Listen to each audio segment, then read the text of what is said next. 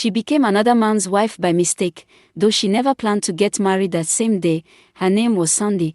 She grew up learning how to be strong too early, because her parents passed away when she was 15. From one relative's house to another, she became extra baggage. When no one wanted her anymore, her aunt took her in. Few years later, her aunt was now lying on a hospital bed, breathing like every breath was a battle.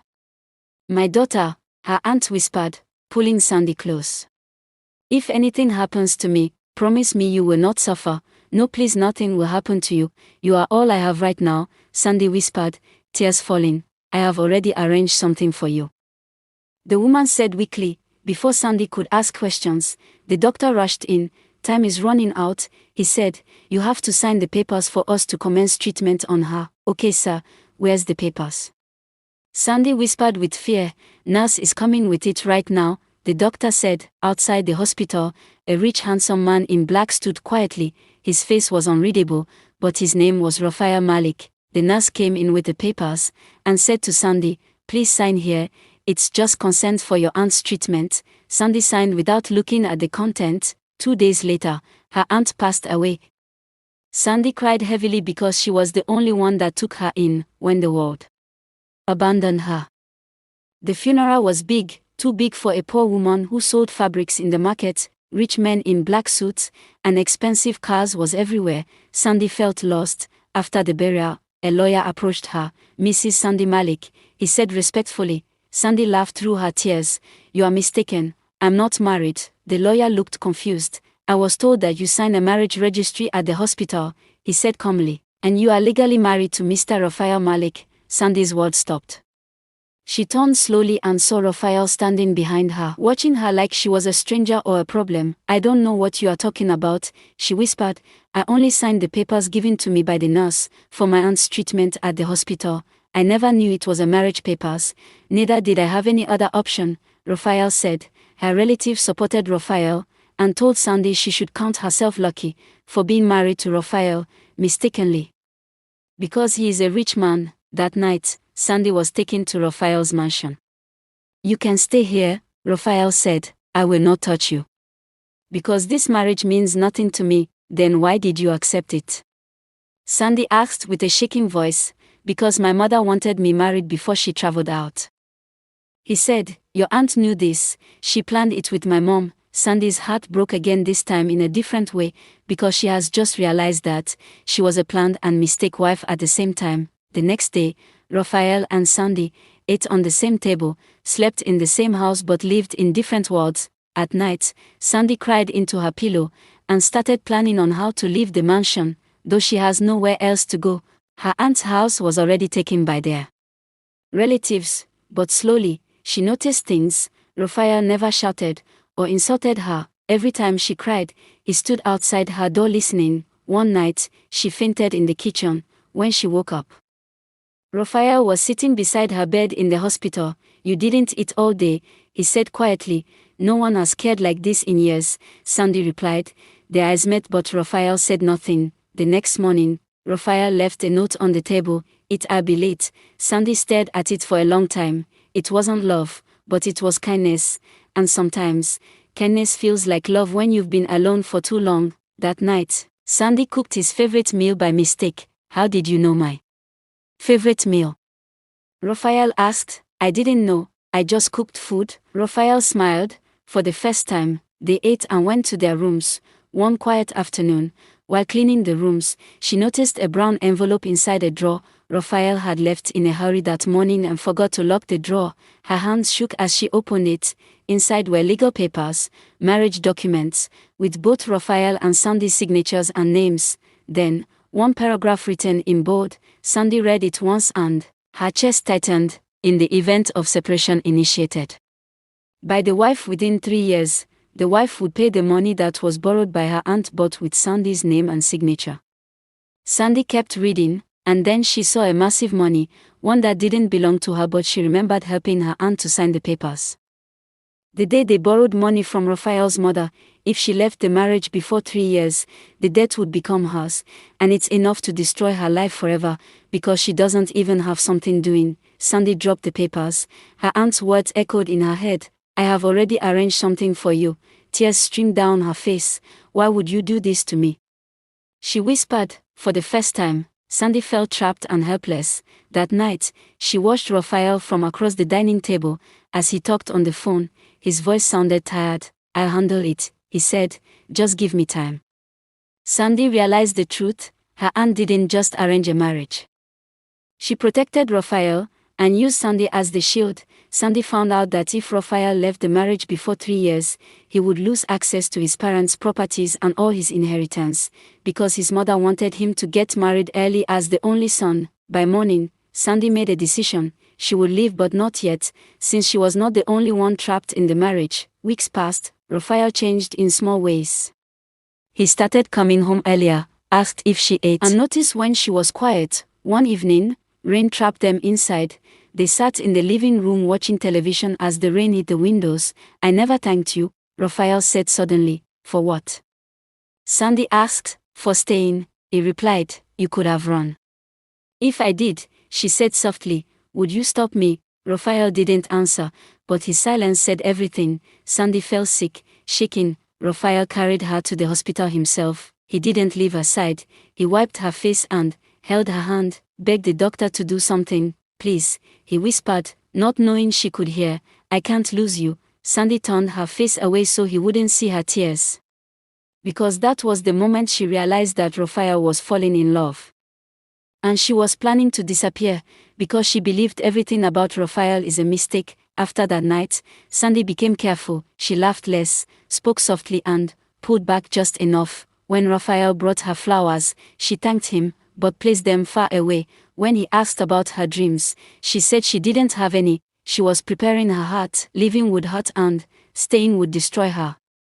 Because she is in a mistake marriage, there's no love or emotions in it. One evening, Raphael stood at her door. Sandy, he said, with a low voice, I don't know when it happened. But I don't want this marriage to be an accident anymore. Her heart cracked. She forced a smile and remembered what she saw in the papers. Maybe he wants to make his mother believe that we are now in love and happily married to each other, so that she can wear the properties to his name. It was always an accident, she replied to him. By morning, Sandy was in the living room when she saw a lady coming in. Then the lady's voice followed. Raphael, you didn't change the house at all. Her eyes landed on Sandy. And you must be the wife, she said calmly. Raphael froze. Ella, he breathed. Ella smiled. I heard you finally got married, she said. I had to see it with my own eyes. Her gaze scanned Sandy slowly, not cruel, just certain. You look kind, Ella added. That explains a lot. Sandy didn't know what to say. Raphael finally spoke. Why are you here?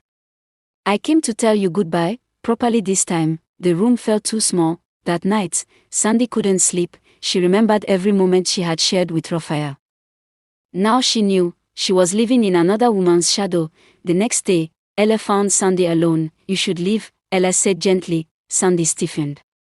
Excuse me. This marriage was never meant to be love, Ella continued. You're temporary, but I'm not. Sandy's heart pounded. He still loves me, Ella said softly. Men like Raphael don't forget their first choice. That night, Sandy packed her bag, but then she remembered the way Raphael held her hand when she was sick, and the way he smiled only when he thought she wasn't looking. Sandy sat down and cried. By morning, she unpacked. For the first time, she chose to stay. Sandy stopped pulling away. She cooked his favorite meals and waited for him to come back. Raphael noticed. You changed your mind, he said one evening. Yes, Sandy replied quietly. Why? He asked Sandy. She looked at him, heart trembling. Because I'm tired of running. Raphael stared at her like she had given him something precious. Ella saw how Raphael looked at Sandy, how he smiled and leaned toward her voice. One evening, she confronted him. Why are you choosing her? Ella said. Raphael didn't deny it. I'm choosing peace, he replied, and it's not you anymore. Ella laughed bitterly. Then send me away. Raphael nodded. Remember you came to say goodbye, after leaving me for 11 months, because my mother threatened to seize my inheritance. I'm sorry, I never meant to leave you all alone. Don't worry, I will do as you said before. He arranged her flight, paid for her ticket, then Ella left the house. That night, Raphael stood before Sandy. It's just us now, he said. Sandy's heart raced, because deep inside, fear whispered, she doesn't know if Raphael is truly loving her or he is pretending, because of the inheritance. But Sandy said, let me choose love, while the death still waits. They ate together, fed each other and slept in the same room that night. Raphael and Sandy became lovers. Few months later, Sandy noticed changes on a morning. She was in the bathroom, when she finally looked at the small white stick in her trembling hand, and saw 2 lines, very clear and bright. Sandy pressed her palm to her mouth. She was pregnant. Her first instinct was to smile and cry at the same time, because the first thought that followed was not happiness, it was the ticking time of death. She had forgotten in the warmth of Raphael's love. That night, Raphael came home early. Sandy, he said softly, pulling her into a hug, I missed you today. Her heart raced, and she pulled back slowly, I need to tell you something. Raphael listened as her voice shook. I'm pregnant. For a second, the words stopped. Then Raphael laughed, an open laugh filled with tears. Are you serious? He asked. Sandy nodded. He pulled her into his arms so tightly. My child, he whispered, our child. Sandy cried against his chest. By night, Sandy lay in bed, holding a tiny heartbeat inside her. Raphael kissed her forehead and said, this marriage was an accident, but loving you wasn't. Sandy smiled through tears and said, we are married by law, bound by love and carrying a child conceived with love. Exactly, my love, Raphael whispered. Few months later, their child was born. While the rain fell gently, Sandy screamed once, then laughed through tears as the cry of a newborn filled the room. It's a girl, the nurse said, smiling. Raphael held their daughter carefully, like she was made of light. My family, he whispered. For the first time in his life, everything felt complete. Life became simple, mornings with soft laughter, nights with shared silence that no longer hurt. Sandy healed. Raphael learned joy. They named their daughter No, because she came like light after darkness. Sandy later started a small foundation for orphans. They were no longer an accident but a choice. One afternoon, a package arrived, without return address. Inside was a letter and Sandy recognized the handwriting instantly. It's from her aunts. Sandy's hands shook as she read, my daughter, if you are reading this, then love has already found you. I knew Raphael's life would be dangerous for him and lonely for you, so I tied your fates together with paper, not knowing the heart would finish what I started. Forgive me for the pain. I did not trap you. I protected you both. Tears dropped onto the paper. At the bottom of the letter was something else, a sealed document. Raphael opened it slowly. It was a will, the debt, and the fear that haunted them all gone. The debt had been cleared because the marriage had become real, one with love, and Raphael's inheritance has been willed to him and his family, by his mother who lives abroad and left her son in their hometown. It was meant to force Raphael to stay long enough to learn how to love and get married. Sandy covered her mouth and cried. Raphael pulled her close. I am happy we found each other, my love. That evening, they sat together. Raphael kissed Sandy's hand. You were my accident, and my destiny, he said softly. Sandy smiled through tears. And you were the mistake that felt like home, she replied. Mr. and Mrs. Malik lives together in love as a family. Moral lesson: sometimes, love does not come as a choice, it comes like a mistake.